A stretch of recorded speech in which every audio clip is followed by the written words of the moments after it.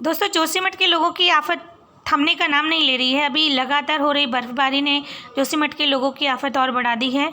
लगातार भूधसाव की समस्या से ग्रसित लोगों को अभी बर्फबारी का भी सामना करना पड़ रहा है। लेकिन सोचने वाली बात यह है कि क्या पूरा जोशीमठ ये बर्फबारी को सह पाएगा।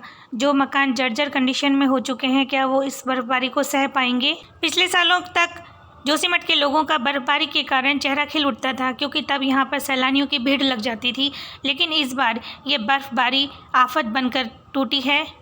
भूधसाव के खतरे को देखते हुए इस बार यहाँ पर सैलानियों की भीड़ भी नहीं है। तो इस बार की बर्फबारी जोशीमठ के लोगों के लिए खुशियाँ नहीं बल्कि आफत लेकर आई है। शासन और प्रशासन को भी इस बर्फबारी के कारण बचाव और राहत कार्य करने में दिक्कतें आ रही हैं। और इस बर्फबारी के कारण विशेषज्ञ भी चिंता में हैं कि क्या पूरा जोशीमठ इस बर्फबारी को झेल पाएगा, और जो मकान जर्जर कंडीशन में हो चुके हैं, क्या उन पर इस बर्फबारी का असर पड़ेगा।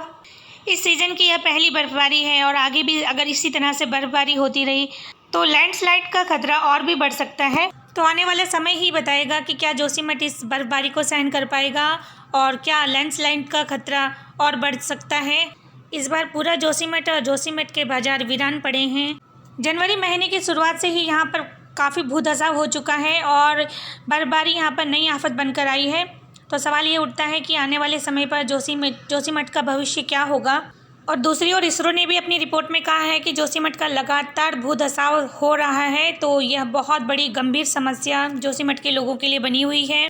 और एक बहुत बड़ा सवाल खड़ा हो चुका है कि क्या पूरा जोशीमठ और उत्तराखंड विकास की भेंट चढ़ने वाला है। तो इन सवालों का जवाब कौन देगा, और इस विषय पर घोर चिंतन की आवश्यकता है। तो शासन और प्रशासन को चाहिए कि इस विषय पर विचार करें और पूरे उत्तराखंड को बचाने का प्रयास करें। तो इन्हीं सवालों के साथ आपसे विदा लेती हूँ। जय देवभूमि, जय उत्तराखंड।